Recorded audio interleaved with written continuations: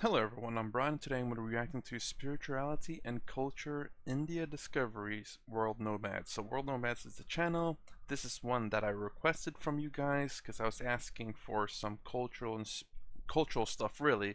But of course spirituality is going to be generally incorporated into the culture. So this is one I requested and you guys sent the link. I didn't say this video specifically, but I was asking for it and this was the video that was sent to me. So I'm excited to find out about the culture of India, more about the culture of India. I've learned a lot already, and I can't wait to learn some more. So this is one video. Let's go ahead and give it a shot. I'm sorry, I didn't mean to keep pausing, but the video is going to be in the link in the description below. I'm going to be pausing it regularly just because if you want to watch it uninterrupted, please go watch the video. If you have not watched it, please go watch their video first. Give them the view that they deserve it. They're the one who worked on this. So let's go ahead and get started.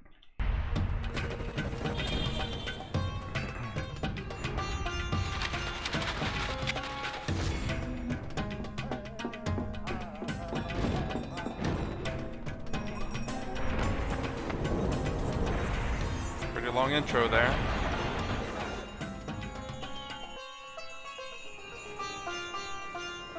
India. Hopefully it won't be copyrighted.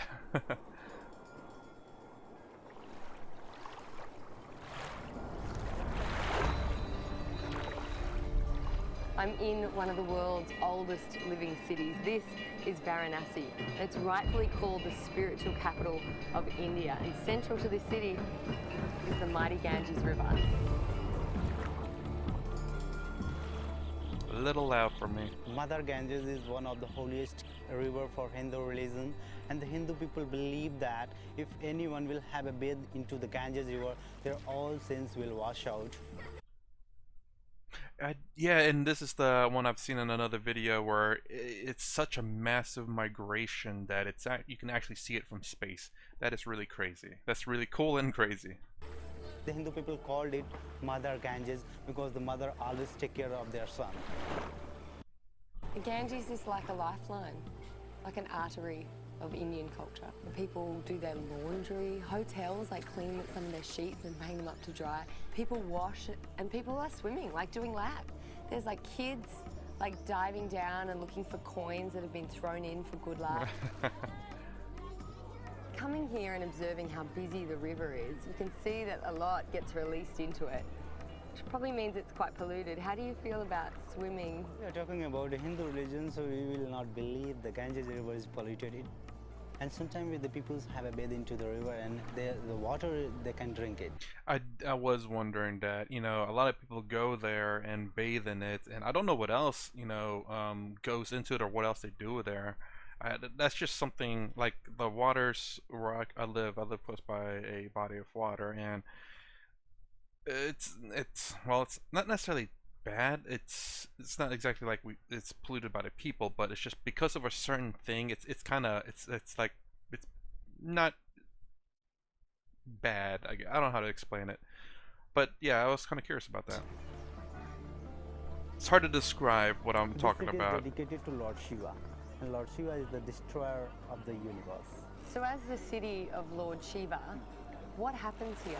The people are cremated here because we have a two cremation ground, and after the cremation we take the ashes from there and release into the Ganges river. By doing that, we can break the recycle path. The recycle path. Well, I guess it makes sense with the Shiva there. She's, again, they said the Lord of Destruction, goddess of destruction, and cremation of bodies, destroying of the body to be recycled.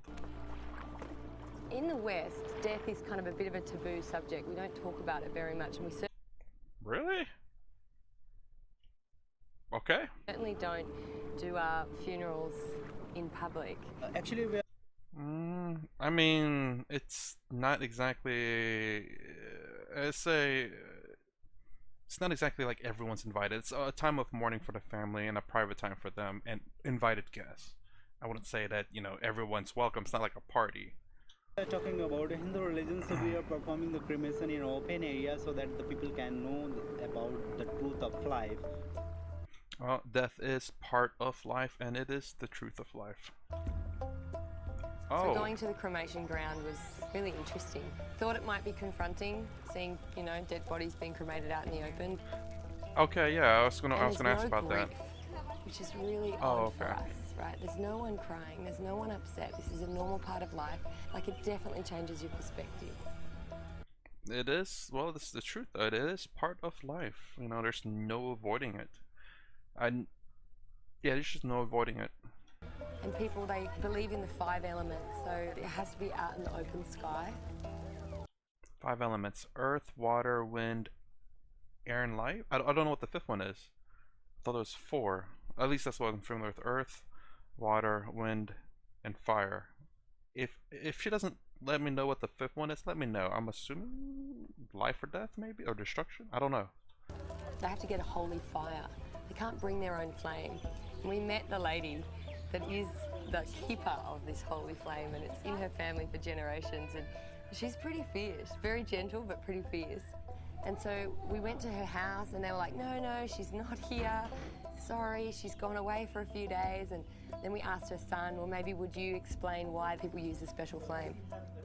And all of a sudden this like little boss woman just struts into the room, and we're like, oh no, we're being shut down, we're gonna have to leave, we've been inappropriate. And then she like sits on the bed and arranges herself. Why is this one flame so special? Why do people not bring their own fire? सदयुग से चला आ रहा है कलयुग तक यही से पीढ़ी चली आ रही है. So it's your job to keep the flame alive.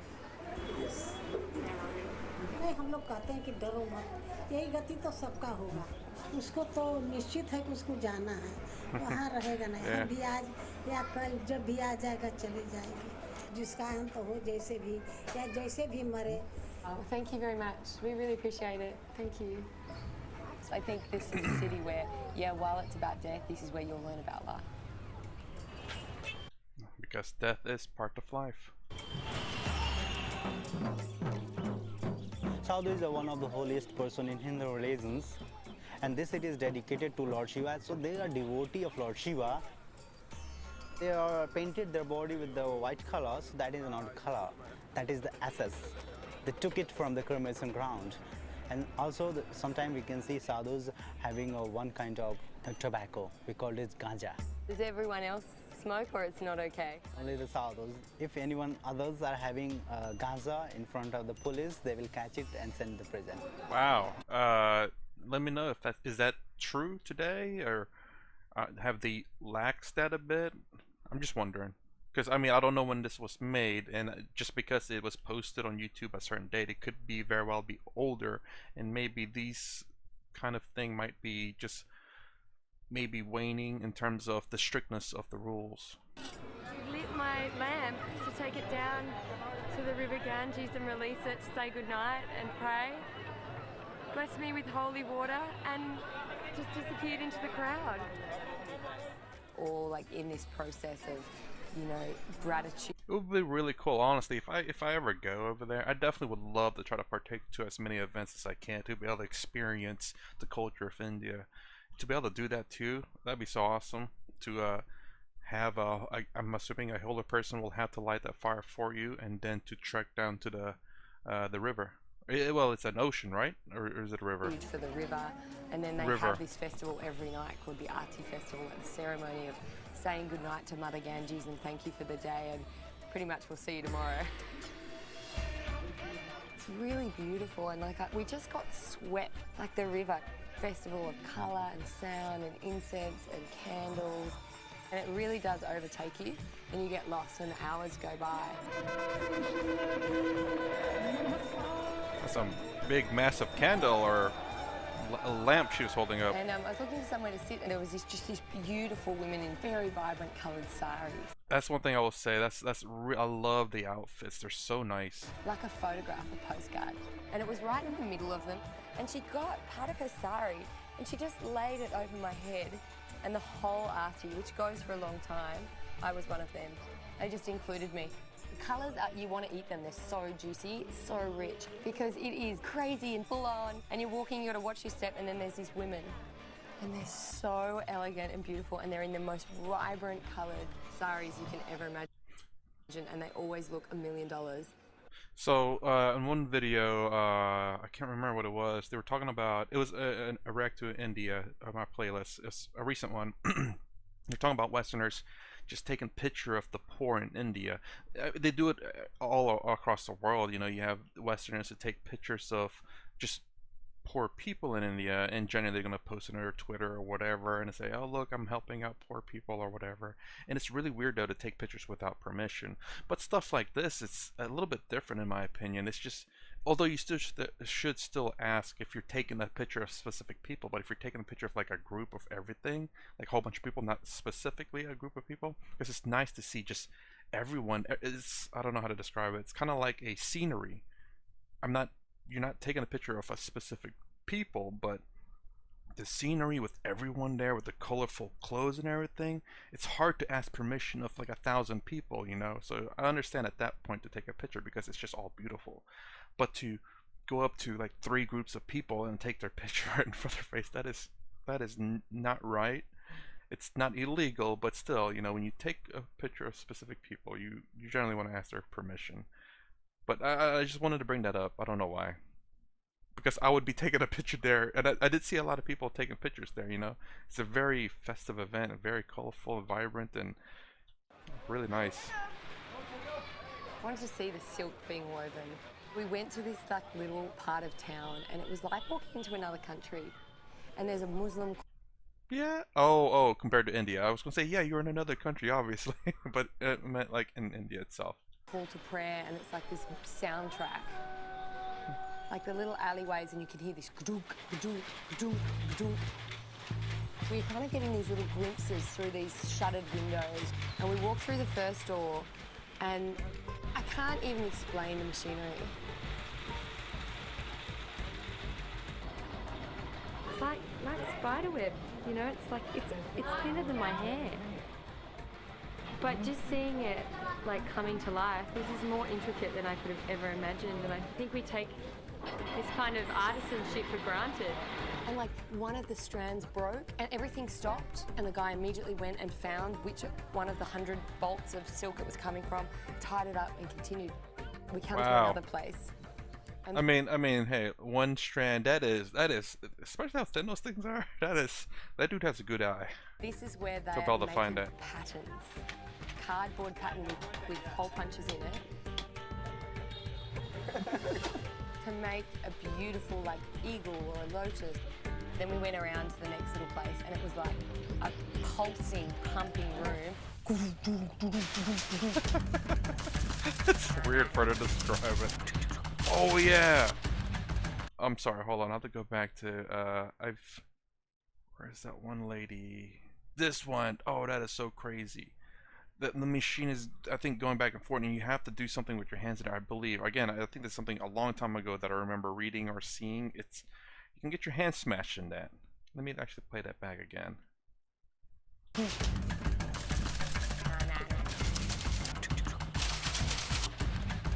I don't know if you're just going super fast or whether they're just two separate things. This is the coolest thing I've ever seen, honestly. It stumps you, right? There's one point. Maybe it's a different machine than I was talking about. I don't know. And there's all these paradoxes, but everyone lives kind of seamlessly. And I actually think that when you break it down and meet the people here, you realize how open-hearted they are, how accepting they are, how curious they are about you, about other people, how much they just want to know you. And I think that that might be why they're so peaceful, why they can live with such paradoxes all in one place quite seamlessly, and weirdly, kind of in an organized chaos. And I think it's their open-heartedness that allows them to do that. It looks like the cow is smiling.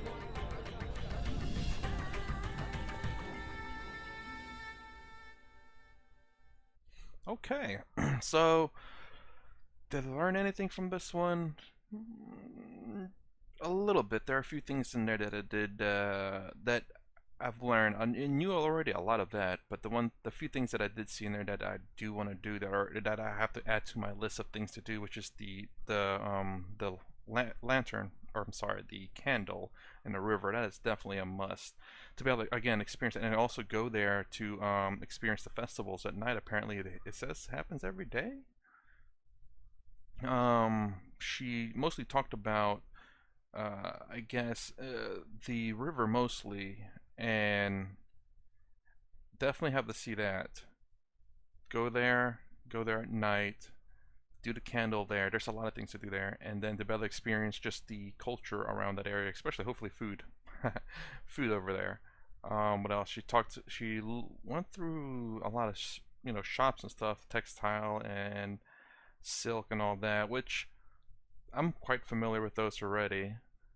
But the clothing, oh, I hope they have really nice. They have nice clothing, but I hope that if I go there, I can find one that I like, which is almost all of them. But I mean, like something that I could wear. That's because I will say right now, the female clothing looks really nice. I hope they have. I've not seen too many men like styles though. Oh, well, I mean, like, yeah, they're like the men clothing looks kind of like something that I've seen in my home country. Nothing really vibrant or special about it. It's clothing after all. But I will say the female clothing to me is the one that looks so cool.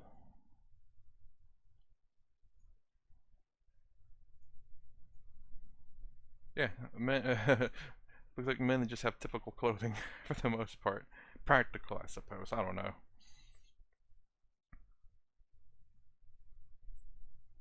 Let's see if I can find any other ones. Yeah, that would be the one I'd buy. I definitely want to take a souvenir, and it'd be something that I could wear. That would be a one. A one. I would definitely have to find me one. I don't know what kind of pattern I'd find. I have to go look around. But yeah, take some money. Apparently, it is illegal to take a certain amount, a limit, but you can take some, but not a lot. I'll probably just take like a few coins, just to have as a souvenir, and along with the scarf. Hopefully, I'll probably have to buy two. One to never use, and just to have it as a souvenir, and one to use. Probably two of the same one. No, two different ones.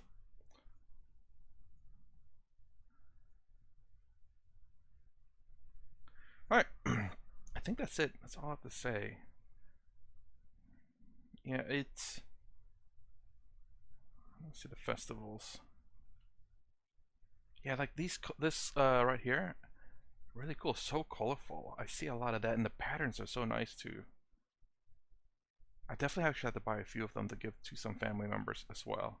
Especially like these things. I'm sure they are not necessarily part of the outfit. It's a separate thing that you probably wear over you. Well, actually, it's kind of part of the outfits in some cases, apparently. Alright, that's pretty much it for with this video. Again, it's going to be in the description below if you want to watch it uninterrupted. Please give them a review if you have not watched it. They definitely worked hard at this. Hopefully it's not copyright strike. Even if it is, it probably won't be shown. You probably won't be watching this, I guess. Alright, if you like my content, please consider subscribing. Thumbs up, thumbs down below. Thanks for watching. I'll see you in the next vid.